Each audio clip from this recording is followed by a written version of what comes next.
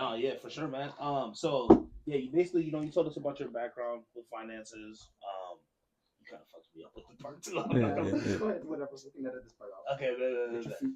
Good. all right, bet. Okay, so you kind of, I'm not gonna lie, you threw a lot of information at us. You Yeah, know what I'm for saying? So sure. some people listening, they might be overwhelmed. Yeah, for sure. So what's some advice just for a good place to start for the people who don't know where to start? I actually really like that question, man. I think that, so many people use their phone constantly for so many different resources when it comes to, media and the information they get and the platforms that they're on and, how they're getting their information, right? Yeah, But when it comes to simple things like that, they don't go online and just say, hey, how does an IRA work? How does an individual retirement account? What's the difference from an individual retirement account versus a Roth IRA? yeah, What's the difference from a 401k versus an individual retirement account versus a Roth individual retirement account, right?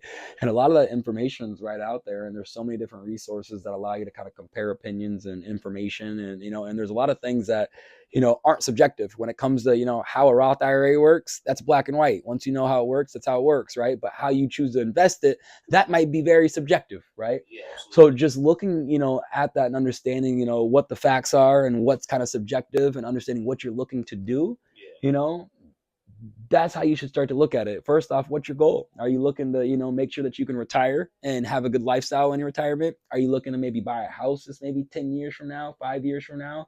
yeah, And understand that if you access an individual retirement account before a certain age, there could also be a penalty, right? So understanding, is this a short-term investment or a long-term investment and what that looks like for you. And I just look at it back to your point of, where should people start? yeah, Google, use it as your friend. yeah. Google, ask yourself a question. Don't just think that the Try to information isn't recognize. out there, right? Yeah, And yes, you want credible sources. So making sure that you're using credible sources when you're online and researching and things like that's very important. absolutely. I hopefully that people that are looking into this information because they took the will to even look into it, they're probably smart enough to understand what is credible source and what maybe not necessarily is. And I always tell people, if you read 4 or 5 resources and you see a similar opinion, it's probably the truth. If you see a lot of multiple different opinions, it's probably subjective, Yeah, and kind of break that down for people. If it's subjective, what that means, it's all based on opinion. yeah, There's no right or wrong. But if it's black and white, it's a rule, it's law. You can't change that, right? And I think sometimes people just need to understand the differences between that. But just use the resources that you have online to educate yourself, and that will take you so far, right? okay, And you'll get kind of understanding why it's important. right. But I don't think people don't understand why it's I don't think people ever think to themselves, well, I don't want an IRA. I don't want to invest in my future. I Right. don't want to make sure I can wake up and not retire. I think that life just goes by fast and they don't understand how important it is when they're People are young. just thinking day to day. People aren't thinking that far. They're thinking day to day. Yeah, and when you're Right. when you're robbing Peter to pay Paul, man, like that's the old saying that a lot of people go by. It's like when you're trying to get by on a month to month basis, and maybe you just bought a home, or maybe you're not even buying a home, and you're trying to get to buy a home, or you're just trying to get by on a month to month basis. You're not thinking Right. about putting your extra 50, 100, $300, maybe to an investment account, Yeah, no, but you that's just don't realize about how important that is. And there's stories, time in and time out where you don't have to make a lot of money to put yourself in a situation where you have success. What yeah, I mean by that is there's situations where people have made 40, $50,000 a year, and that's all they've made their whole entire life, but they put 10, 15% of that money towards a retirement account, right? right. And they wake up with a little bit more freedom than the next person because they maybe have 200, 300, maybe almost a $500,000 put away by the time they retired. Right. And you just don't understand how important that is until you realize the only payment you have coming into retirement is Social Security, Right. right? And a lot of people don't understand that. And when we're in this younger generation now, we don't even know if we can depend on Social Security, 20, 30 Right. years from now. So if we don't have Social Security, they're going to ask you, well, do you got any retirement accounts? You're like, huh? Nope. Well, how are you going to live on a month-to-month basis? 100%. And I see Yeah. clients time in and time out where they're consistently still working right now because they just put the money away. And it's unfortunate. Right? Yeah. So that honestly segues into my next question. What are some strategies to give people who want to retire early? Because, like you said, you see clients who are still Yeah. paycheck to paycheck, people who are still Mhm. struggling. So, Yeah. Yeah. yeah, man. Yeah, I mean, the biggest advice there is just once again educate yourself about why it's important to have these vehicles, how they work. Work with a financial professional that you can truly trust and that you feel like has the knowledge to put you in the best situation. Yeah. And he isn't just throwing a bunch of numbers at you, telling him to trust you. You want to work with someone that really understands your financial plan when you're looking to retire, what options you have to get the best growth before you look to retire, Yeah. and understanding the risk that comes with that too before that point comes. And I think that, that doesn't just come in one conversation. That should come in multiple conversations. So when we work with a lot of our clients, this isn't just a day-to-day transaction and we're in the house and out of the house. We're making sure that we have multiple meetings to really understand what's important to the client. So when we recommend an insurance financial vehicle, it really fits their needs versus what they maybe currently have. And by any means, the biggest thing we talk to people is it's not financial advice. It's just making sure they understand about all the different financial vehicles that they have. And when they may feel like this vehicle might be important to have as part of their assets, they're going to be interested and they're going to ask questions. And I think that comes down to being patient with people and making sure that you're asking good questions. Yeah. And so what I mean by that is if you work with someone that's really asking you what it looks like for you to retire, when you want to retire, how much money you want to be put away, what it looks like for your lifestyle when you actually retire, and what your expenses may be, that's someone that's really trying to make sure that you have enough so you can actually retire at the age that you want. Yeah, right. Like realistic because putting $50 a month and you say you want to retire by 45 and you're 30, that might be a little tough, right? Sure. And so that's why, once again, messing with those calculators where it's like understanding that you have to put X amount of dollars to have X amount of dollars maybe with an average return. And the thing about the return is compound interest, and the average return, you don't really know if you're gonna get that return. That's kind of the issue there is understanding that 1 year you might get 10%, 1 year you might get 15. The S&P last year did 20%, right? In 2022, S&P, what's that again? the S&P 500, the Standard & Poor's Index, all that is simply the conglomerate of the top 500 companies, within our economy. So when you buy into the S&P, you're buying in some of the top companies like Apple, Amazon. Is that like the Fortune 500 essentially?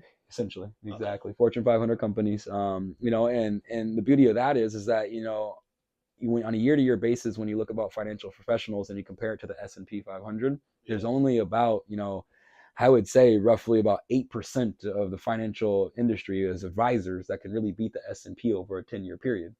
So essentially, a lot of advisors might recommend your money going into this, and this, but essentially they're not even outperforming the S&P. And they might have their own reason and things like that, and you want to listen to that. Once again, this isn't financial advice saying they're right or wrong, but by any means, you want to understand if, you're getting 6% over here, but this did 20% over here, why do I not have more money over here? And maybe he has a great reason for that, and maybe he doesn't. But once again, you just want to educate yourself, which comes down to understanding what you have and asking good questions. So it's not just trusting in someone. I think essentially, if you don't have an account, get one. It's better to put some money away than no money, especially even if you don't know what's going on. It is what it is. But at the same time, once you start to invest, you should motivate yourself to understand a little bit more about what you do have, so you don't find yourself in a 2008 crisis where you took a significant loss, a couple of years before you go to retire. Right, man. So there's those benefits and negatives, and the big thing is that the positives of having them always outweighs the negative. Absolutely. Right. And so I don't mean to put fear in anybody when you talk about working with financial professionals or kind of the market and ups and downs by any means, but ultimately you want to have a retirement account. You want to make sure money's being put away. But you also don't want to just give your whole life savings and trusting into a company to make sure that your goals are going to be there in the future. You want to make sure on a year-to-year basis. And sometimes I've seen some people not understand anything that they have, and unfortunately that's why they're paying high fees, not getting the returns they're looking, or maybe took on too much risk where they lost a significant amount when the market didn't perform very well, and that hurts them a whole lot more than the growth. Kind of like going to the casino and you win $4,000 or $5,000, it's not changing your life, but every time you lost a 4 or 5, it hurt you. Well, at that point, you probably wouldn't go to the casino, right? And a lot of people are taking on that risk, specifically retirees in the market, and they have no goal for the risk. They have no goal for the growth. So even if they make the money, it's not going to change their life. But in retirement, if you lose the money, it could really affect your retirement.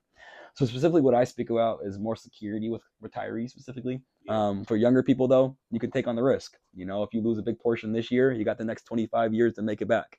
And bottom line is the market always going to outperform through time. It always does. We haven't seen where, over a course of 10 years, people take a huge hit. It doesn't work like that. So making sure you just put some money away to make sure it's going to be there is the bottom line, the most important thing you can do. Definitely. So, hey, my last question is, so what happens to the account if the holder passes away?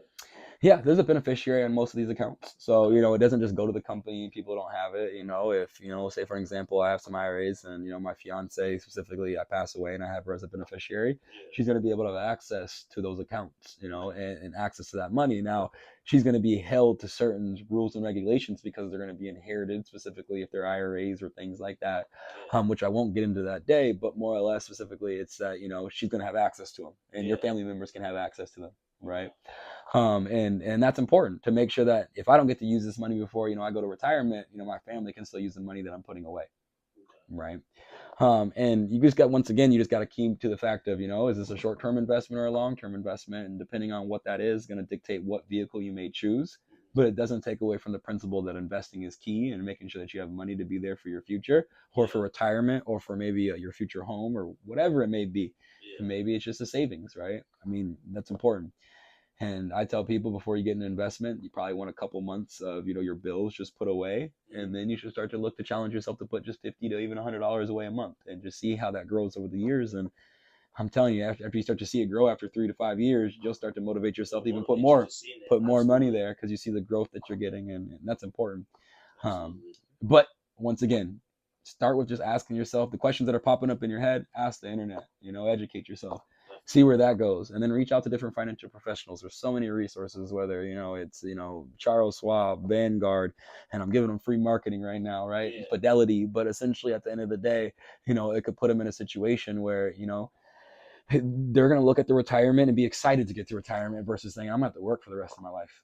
And most Americans right now, barely have $1,000 put away if they had an emergency happen. So and making sure that you can go to retirement is half the battle. And I get it, you don't got money right now. So what do you think about thinking about retirement? I come from that background. I come from understanding that, you're just trying to get by, let alone provide for the future.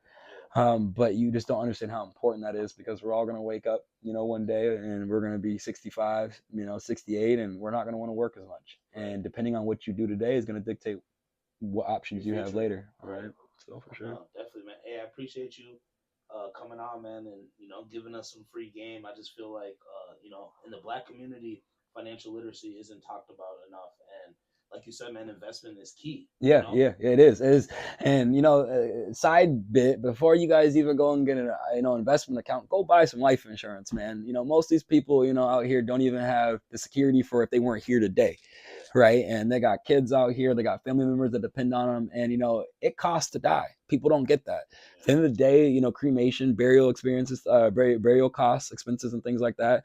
People don't understand how expensive that is, So make sure that you have your ducks in a row and just start looking into the future people to say. Understand until unfortunately it happens. It happens, right? And there's nothing worse sitting down with the family and saying, yeah, your mother, your father don't have anything established. And so what that looks like for you guys have to come up with the cost. And if they don't come from a family that has that money, all it's doing is putting the next generation in another financial burden, not allowing them to get ahead.